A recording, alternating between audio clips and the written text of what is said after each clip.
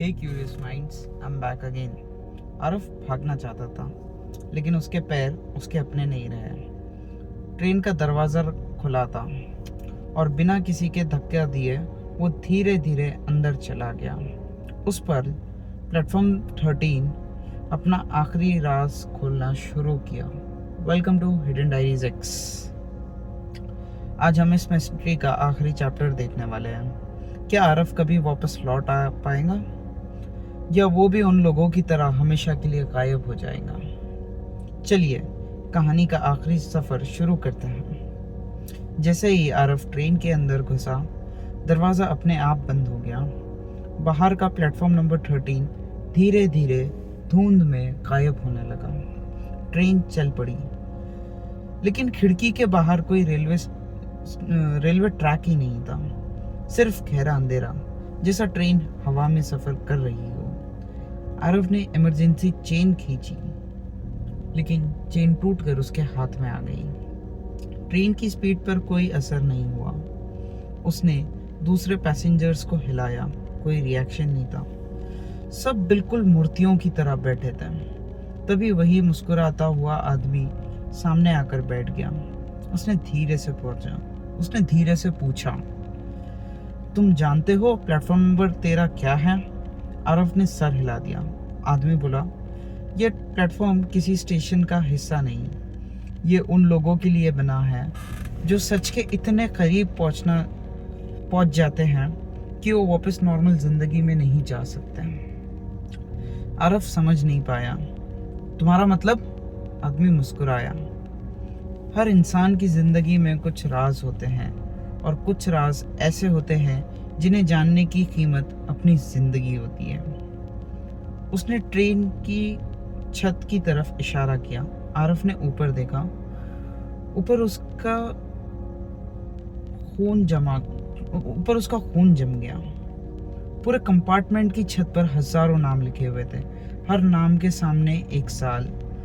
और उसमें उसने देखा रिटायर्ड स्टेशन मास्टर 1998, वो बुजुर्ग आदमी 1998, और आरफ मल्होत्रा 2026। आरफ जोर से चिल्लाया, मैं यहाँ से बाहर जाऊंगा। आदमी पहली बार हंसा। सबने यही कहा था। तभी ट्रेन धीरे धीरे रुकने लगी। खिड़की के बाहर एक और स्टेशन नजर आया। स्टेशन का नाम था लास्ट स्टॉप। प्लेटफॉर्म पर हजारों लोग खड़े हुए थे, सब चुप, सब बेजान, सब किसी के इंतजार कर रहे थे। ट्रेन का दरवाजा खुला। कंडक्टर ने आरिफ की टिकट फाड़ दी, लेकिन जैसे ही आरिफ बाहर कदम रखने वाला था, उसने उस छोटी बच्ची की आवाज सुनाई दी। वही लड़की जिसने पार्ट 2 में सिर्फ एक शब्द कहा था, भागो। इस बार वो जोर से बोली, अपनी आंखें बंद करो। आरफ ने बिना सोचे अपनी आंखें बंद कर ली।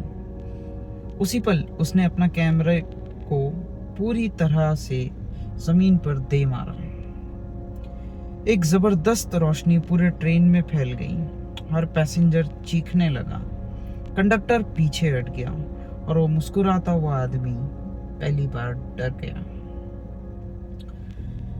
आरफ को अचानक लगा जैसे कोई उसके पीछे खींच रहा हो। उसने आंखें खोली। वो प्लेटफॉर्म नंबर 12 पर खड़ा हुआ था।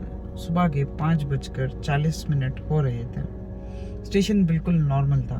प्लेटफॉर्म नंबर 13 का कोई निशान नहीं था। उसका कैमरा पूरी तरह जल चुका था। मेमोरी कार्ड पिघल गया था। पुलिस को कुछ नहीं मिला। रेलवे रिकॉर्ड्स में भी कुछ नहीं था। सबूत एक भी नहीं था। कई महीने बीत गए।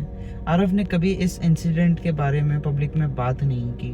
उसने इन्वेस्टिगेशन छोड़ दी। रेलवे स्टेशंस पर जाना भी बंद कर दिया। उसे लगा सब खत्म हो चुका है। लेकिन 1 साल बाद उसके घर एक सफेद लिफाफा आया, बिना सिंडर के। अंदर सिर्फ एक पुरानी रेलवे टिकट था। नाम था आरफ मल्होत्रा, सीट नंबर 13, और नीचे एक लाइन लिखी थी, नेक्स्ट डिपार्चर इज कंफर्म्ड। इस बार टिकट के पीछे और एक नाम लिखा था, और वो नाम किसी और का नहीं बल्कि उस छोटी लड़की का था जिसने उसकी जान बचाई थी, जिसे अब उसकी बारी आ चुकी हो और किसी का सफर शुरू।